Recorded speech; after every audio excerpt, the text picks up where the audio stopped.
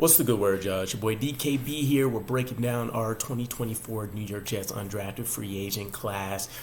This is another exciting player in Leonard Taylor III.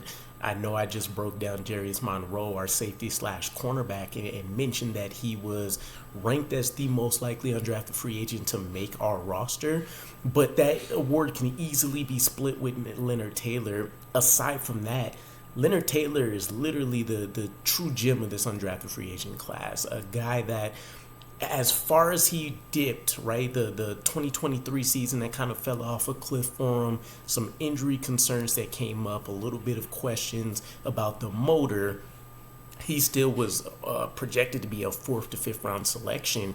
You take a look at before the 2023 season happened with what he did his first 2 years with Miami, and he was projected to be a top 10, top 20 type player. So he fell all the way down, and I still haven't been able to really pinpoint what would have, given him such a drastic fall. I didn't see any character concerns pop up. I haven't heard about any legal troubles, and there's not enough negative stuff on tape with all the positives that he had that would have made him go undrafted. So I'm extremely excited about what Leonard Taylor could be, especially because I was preaching we have to find a long-term answer next to Quentin Williams instead of buying one-year veteran rentals to go with them and giving them career years and then hopefully getting a comp pick for them. Leonard Taylor could be that guy. So at 6'3", 303-ish pounds, and he actually ended up packing on some more muscle into his junior year, the guy's a physical anomaly, right? You can call it a prototypical or alien build, if you will, when it comes down to him tipping the scales at 300, the first step explosiveness that you can see on film with them, and plenty of other swim moves and things that he has in his arsenal.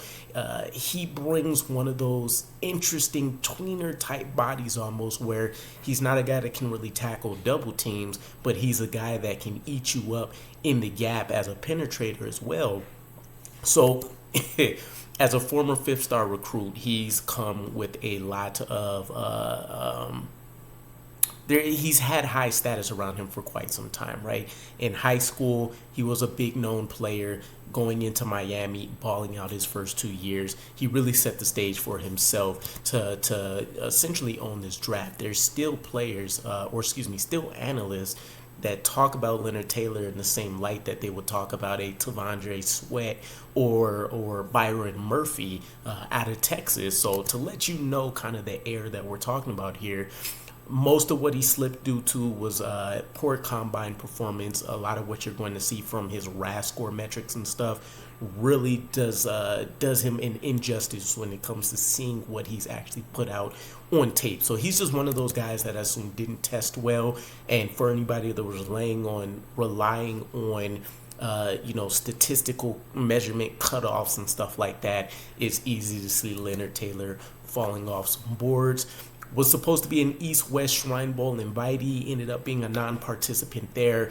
And with Leonard Taylor is really a tale of two stories. A lot of what also contributed to that downfall in his 2023 season was that Miami utilized him a lot as a 0 or 1 technique. I think too often, lining up directly over the center, putting him at disadvantaged situations where he is going to have to beat double teams consistently, didn't really work in his favor, even though he has the body type that, potentially says I'm a space eater. His floor, if he doesn't develop, right, before we even dive into any of the specifics, if this guy stays the way he was, coming off that 2022 season, even looking at the 2023 tape, you're talking about a guy that should be a quality backup rotation player for us, right? Definitely a notch above your Solomon Thomases, probably your Javon Kinlaws that we've had.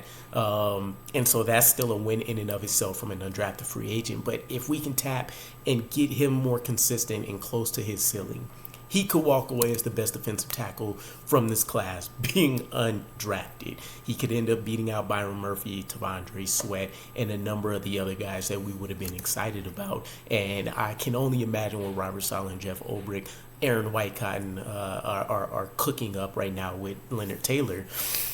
He tied his team both years, 2021 and 2022, for tackles for loss and sacks.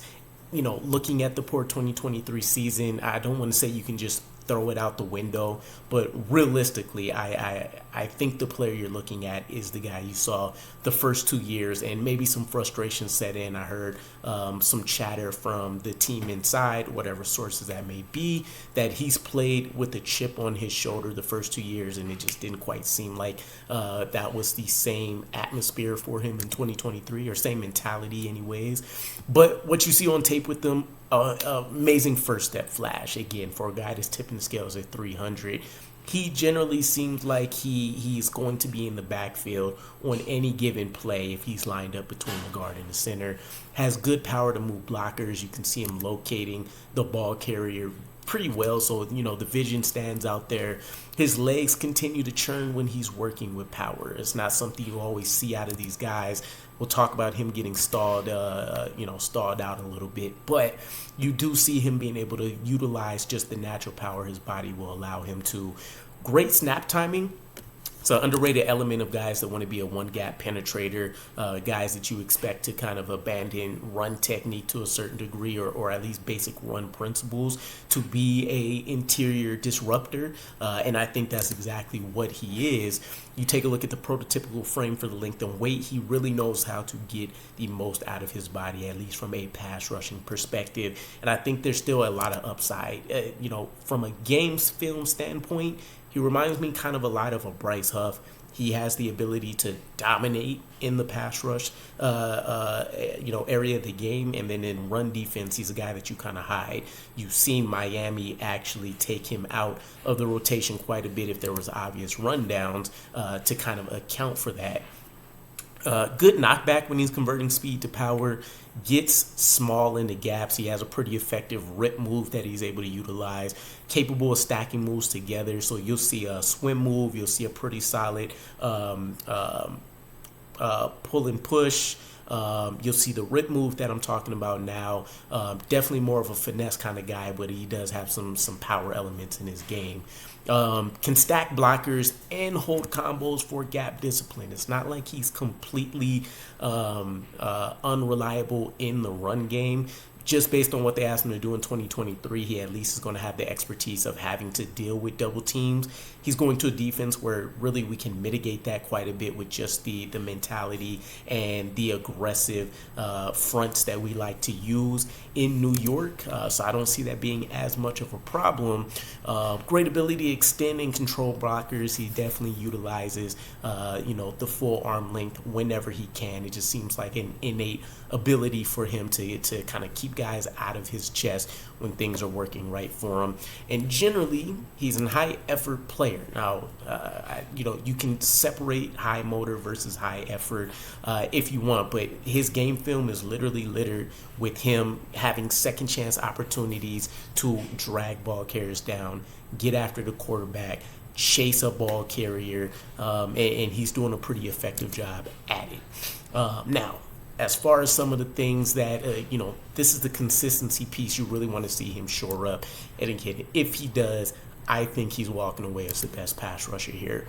Poor body control. You generally see him, when you're in that dog pile kind of situation, he's on the ground more than you like, especially for a guy his size. You'd at least, if he got washed out of the play, that'd be another thing. But to see him just completely be negated is something you don't expect to see as often as it comes up. Poor pad level. This is really the name of the game for him. He comes off high pretty consistently. It ends up allowing guys to get into his chest when he can.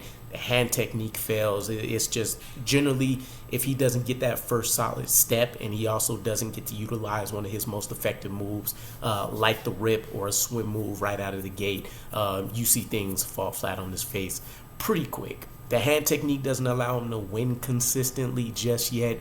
Footwork doesn't always allow him to take advantage of his raw quickness and power either. You'll see things like his shoulder dip or turn when he's trying to make movements towards the ball carrier. Generally, it ends up forcing. Generally, the offensive line has control of the play, or at least the gap that he's supposed to control at that point. They just kind of shift him right out of the play, and it ends up being a wrap. Right? You never want to see anybody on the defensive line where essentially their shoulder and half of their back is facing the play. At that point, it's a wrap. Not much of a stunt rusher, so there are elements on his film where he's done pretty well with that, but I think from a flexibility standpoint and just not overrating his athleticism, especially getting into the NFL level of things, I don't think that's necessarily a staple of his game. I won't call it a weakness, but it is something that I don't think will be relied upon or implemented too much with him. One track mind when he's rushing with power. So even though he's capable of stringing some moves together, he doesn't generally have a plan, it seems like, all the time. Again, he wants to kind of beat you in that first half to full second once he's timed the snap and shot off of the ball. After that, he can stall out. Counter moves and recognizing how he can continue to adjust to the play aren't strong suits of his game just yet. Gets stood up more than you like. As already mentioned, there are going to be times where his hand technique fails him. Somebody gets into his chest a little bit quicker, and they just, where's the lunch money? It's a wrap, and again, something you don't like to see with him, but I think we'll have strong ways to avoid this popping up in year one for him. Wiped out of plays too easily, and then just in general, he doesn't seem like he reacts well past first engagement, as mentioned, to those counter moves. And then, of course, the double team situation. So I think those will be the main highlights if you look at most scouting reports or most people that are talking about Leonard Taylor in and of itself. Can't handle the double teams, doesn't have a great pass rush plan when it comes to counter moves, and then, of course, the ineffective run defense over large, right?